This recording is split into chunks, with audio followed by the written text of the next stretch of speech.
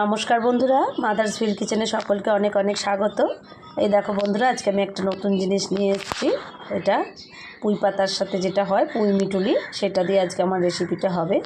তা গ্রামের মানুষরা এটা অবশ্যই চিনবো, কিন্তু এটা শহরের ছাদ বাগানেরই জিনিস। এটা শহরে আজকাল ছাদ বাগানের দৌলতে সবাই আমরা পরিচিত পুঁই মিটুলির সাথে। তো যাই হোক, পুঁই মিটুলি এইভাবে কেটে নিচ্ছে, এই যে ছোট করে কেটে টুকরো করে নিচ্ছে। আর এটা সবজি দিয়ে রান্না করলে খুব ভালো লাগে।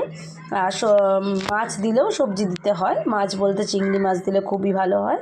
মাছের মাথা দিয়েও রান্না করা যায়, তবে আমি নিরামিষেই করব। আর এই যে গাছ থেকে একটু শিম তুলে নিয়ে এসেছি বাগানের গাছে, আর কাঁচা লঙ্কা এগুলোও দেবো। যাই হোক, আমি মূল রান্নায় যাচ্ছি। আজ কাঠের উনুনে রান্না করব। আমি গরম জল বসিয়েছি একটু পুঁইগুলো ভাপিয়ে নেওয়ার জন্য। আর জলের মধ্যে সামান্য একটু লবণ দিয়ে দিলাম, দিয়ে আমি এবার জলটা একটু গরম হলেই পুঁই মিচুরিগুলো দিয়ে ভাপিয়ে নেব।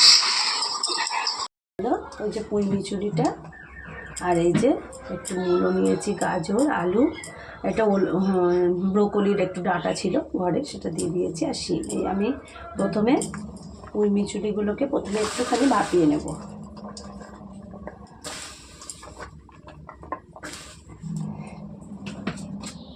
আজকে আমি কাঠের উনুনে রান্না করে দেখাচ্ছি। শীতকালে কাঠের উনুনে রান্না করতে সত্যিই খুব ভালো লাগে।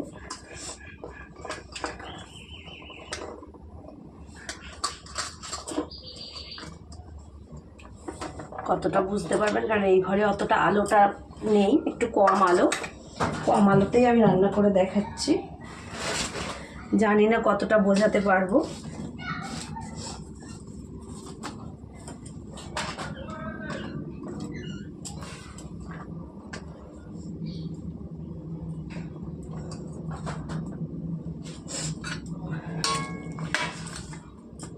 জাস্ট একটু ভাপিয়ে নেব। কিছুক্ষণ ঢাকা দিয়ে দিই, 2 মিনিট হলেই হয়ে যাবে।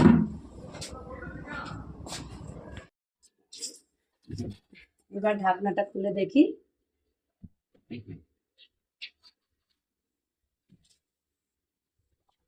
যে কালারটা চেঞ্জ হয়ে গেছে, সিদ্ধও হয়ে গেছে। এবার আমি এটা তুলে, যেহেতু কাঠের উনুন, সাথে সাথে কড়াই ধরে, বড় কড়াই তো অসুবিধাই হয়, এই জন্য এখানে আমি জলটা ঝরিয়ে নিচ্ছি এইভাবে।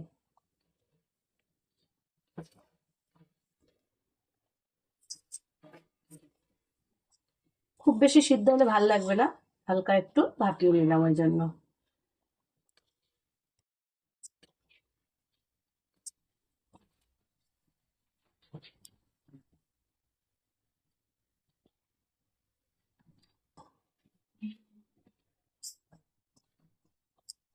কড়া বসিয়ে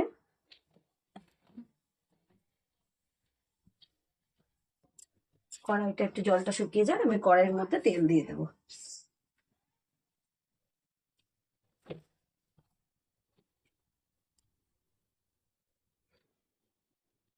আমি এটা সর্ষের তেলেই করব, তাই এটা সর্ষের তেল দিয়ে দিলাম।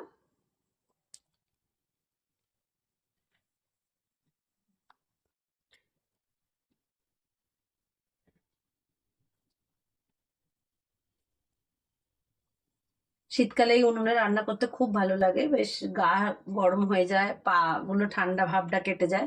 আর প্রচন্ড ঠান্ডা পড়েছে, কিন্তু বিশেষ করে পা গুলো যখন ঠান্ডা হয়ে থাকে তখন এখানে বসে রান্না করতে খুব সুন্দর সুবিধা হয়। আর এই যে আমি এইভাবে টুলের মধ্যে বসে আছি, আমি বোঝাতে পারছি কিনা জানি না, উঁচু টুল নিয়ে আমি বসে রয়েছি। কতটা দেখা যাচ্ছে আমি বুঝতে পারছি না আমাকে। আর এই যে আমি রান্নাটা এরকম বোঝাতে পারছি কিনা জানি না, এরকম উঁচু টুলে বসেছি। আর এই যে উনুনটাও আমার উঁচুতে, বেশ উঁচুতে, তাই এখানে রান্নাটা হচ্ছে। আর এদিকে গরম জল হচ্ছে, স্নানের সময় লাগলে নিতে পারা যায়, বা ভালো জল দিয়ে রাখি, রান্নাতেও আমি গরম জলটা ব্যবহার করতে পারি এইভাবে। আর একটা উনুনে, এই যে আর একটা উনুনে গরম জল হচ্ছে। আর এই যে এটা বড় মুখ, বড় এটাতে আমার রান্না হচ্ছে। যাক, কথা বলতে বলতে তেল গরম হয়ে গেছে, আমি এখানে 2-4টে ডালের বড়ি যেটা, সেটা ভেজে নেব। এখানে বড়ির জায়গায় চিংড়ি মাছ দিতে পারেন, মাছের মাথা দিলেও খুব সুন্দর হয়। তবে মাছ দেওয়া এসব সবজির আইটেমটা আমাদের বাড়িতে একদমই খেতে পছন্দ করে না। কোনো সবজি হলে সেটা নিরামিষ হলে বেশি পছন্দ করে। নিরামিষ বলতে পেঁয়াজ রসুন দেওয়া যাবে, কিন্তু মাছ দিলেই একটা আলাদা গন্ধ লাগে। আমার ছেলে তার বাবা একদমই পছন্দ করে না, দুজনে মাছটা দিলেই বলে বেকার হয়ে গেল, যত সুন্দরই স্বাদ হোক। যেমন কিছু কিছু জিনিসে লাউ চিংড়িও যেমন আমরা খুব ভালোবাসি, কিন্তু ও পছন্দ করে না বলে আমরা ওর জন্য ডালের বড়ি দিয়ে বানিয়ে তারপরে তুলে রেখে আমাদের জন্য চিংড়ি মাছ দিই। এটাও ডালের বড়ি দিয়ে করছি। আপনারা চাইলেই এটা চিংড়ি মাছ দিয়ে সুন্দর করে বানাতে পারেন, খেতে স্বাদটা তো খুবই ভালো লাগে। যারা চিংড়ি মাছ পছন্দ করেন তারা তো জানেন চিংড়ি মাছ দিলে স্বাদ কতটা পাল্টে যায়। আর আমি এর মধ্যে একটু শুকনো লঙ্কা ফোড়ন দেব,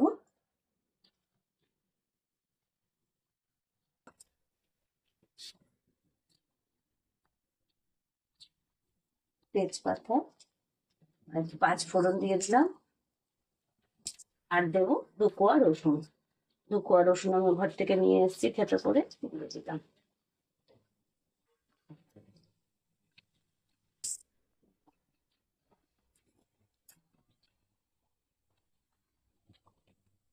বড়ি ভাজতে গিয়ে অনেকটাই তেল টেনে নিয়েছে, তাই আমি আরো একটুখানি তেল দিয়ে দিলাম।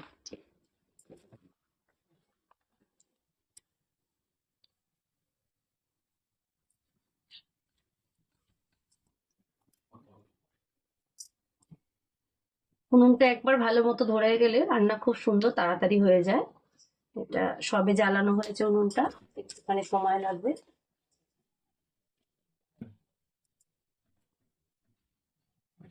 এবার আমি আস্তে আস্তে সবজিগুলো এক এক করে সব দিয়ে দেবো।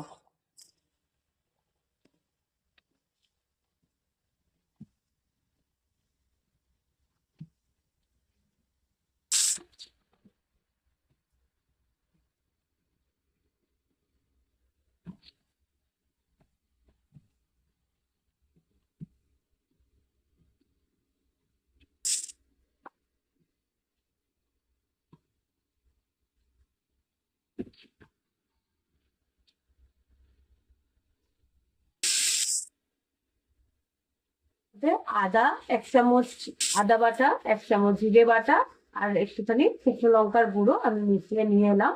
যেহেতু এঘর ওঘর করতে হয় তাই আমি কৌটোগুলো সব মশলার এগুলো আনলাম না, কন্টেনার গুলো আমি এর মধ্যে মিশিয়ে একটু জল দিয়ে পেস্ট বানিয়ে রাখলাম। আর এদিকে আমি ভাজাটার মধ্যে দিয়ে দেব হলুদের গুঁড়ো, আর দেবো লবণ, আর একটুখানি ভেজে নিয়ে লবণটাও দিয়ে দেবো।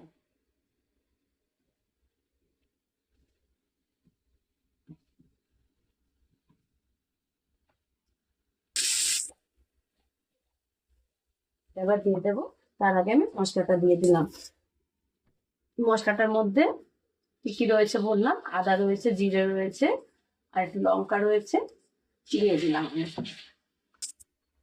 পেস্টটা আমি করেই রাখি বেশিরভাগ সময় আমার কাজের সুবিধার্থে। শীতের দিনে একসাথে রান্না করতে গেলে অনেকটা সময় চলে যায়, ওই জন্য মশলাটা একটু করে রাখার থাকলে অনেকটা সুবিধা হয়।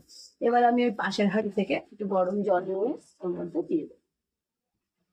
ঠান্ডা জলটা আর দিচ্ছি না, এখানে দিলেও চলে, যেহেতু কাঠের উনুন সবই সিদ্ধ হয়ে যাবে, একদমই সুন্দর সুসিদ্ধ হবে। তবু আমি একটুখানি গরম জলটা ইউজ করছি।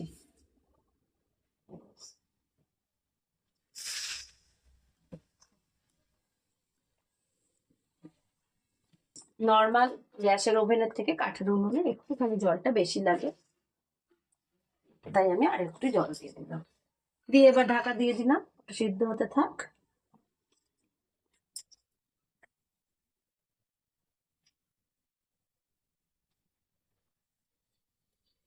এরকম পুঁই মিটুলি খেতে কে কে ভালোবাসেন আমাকে একটু জানাবেন কমেন্ট করে অবশ্যই। অনেকেই আছেন এটা পছন্দ করেন না, আবার অনেকে খুবই ভালোবাসেন, একদম ভালোবেসে খান, সেই রকমই আমরা খুব ভালোবেসে খাই। আর এই যে পুঁই মিটুলি গুলো দেখছেন, এগুলো আমার বৌদির ছাদ বাগানের পুঁই মিটুলি। আর আমি দাদার বাড়ি গিয়েছিলাম, বৌদি আমাকে গুছিয়ে সব দিয়ে দিয়েছে। আমরা ভালোবাসি বলে বিশেষ করে। যাই হোক, এটা হতে থাক, ঢাকনা দিয়ে রাখলাম। ফিরে আসছি একটুক্ষণ, মিনিট 7-8 হোক এটা।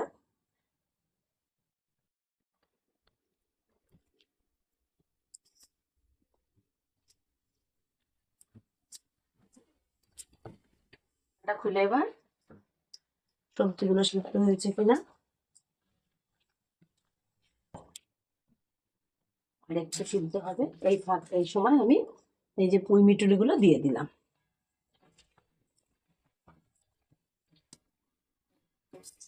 ওটাও জাস্ট ভাপিয়ে নেওয়া ছিল, ওটাও বাকিটা সিদ্ধ হয়ে যাবে আর এটাও আমার সবজিগুলো আমার সিদ্ধ হয়ে যাবে।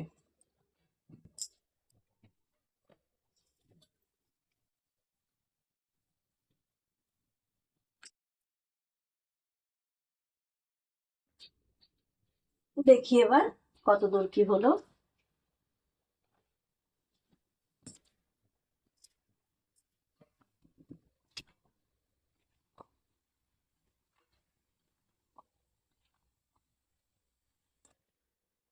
সব সুন্দর সিদ্ধ হয়ে গেছে, আলুও সিদ্ধ হয়ে গেছে।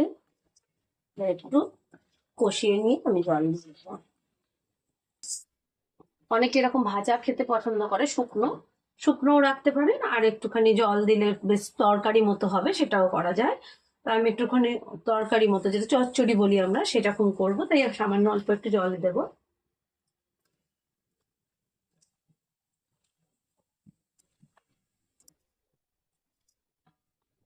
দেখতে খুব সুন্দর হয়েছে বন্ধুরা। ঘরটা একটু অন্ধকার, আমি ঠিক মতো দেখাতে পাচ্ছি না কালারটা।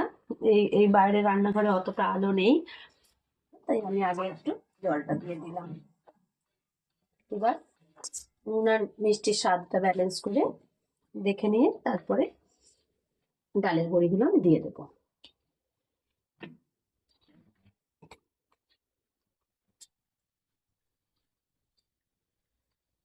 মিষ্টির জন্য দিয়ে দেবো আমি একটু আখের গুড়।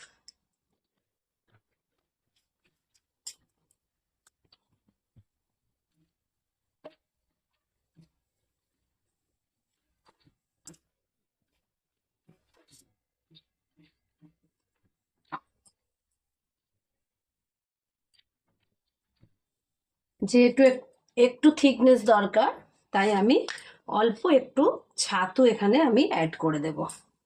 সামান্য একটু হাফ চামচ মতো ছাতু আমি অ্যাড করে দিলাম।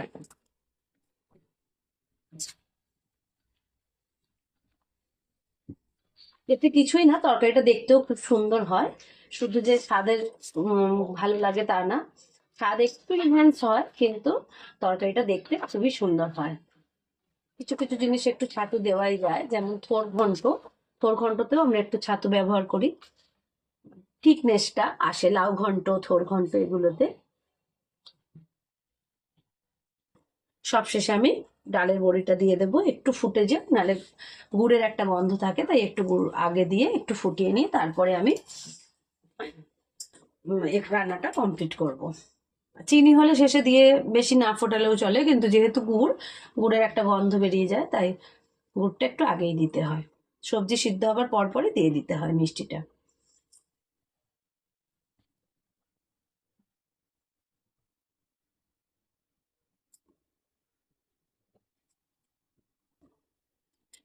মোটামুটি রেডি হয়ে গেছে আমার রান্না। এবার যে যেরকম গ্রেভি পছন্দ করবে সেরকম রাখবেন, একদম শুকনো রাখা যায়। আমি বলেছি এই যে ডালের বড়িগুলো আমি একটু হাতে মুচড়ে দিয়ে দিলাম।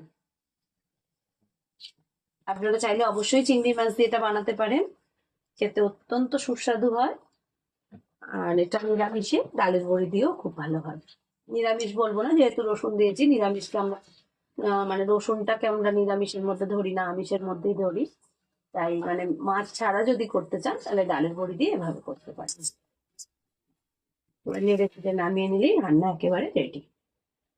বন্ধুরা, আমার রান্না দেখছেন সবাই, আশা করি ভালো লাগছে। যদি ভালো লাগে চ্যানেলটিকে অবশ্যই সাবস্ক্রাইব সামান্য করে একটু পাশে লবণ আমি থাকবেন, দিয়ে দিলাম। আর সবার মধ্যে একটুখানি শেয়ার করে দেবেন রান্নাগুলি।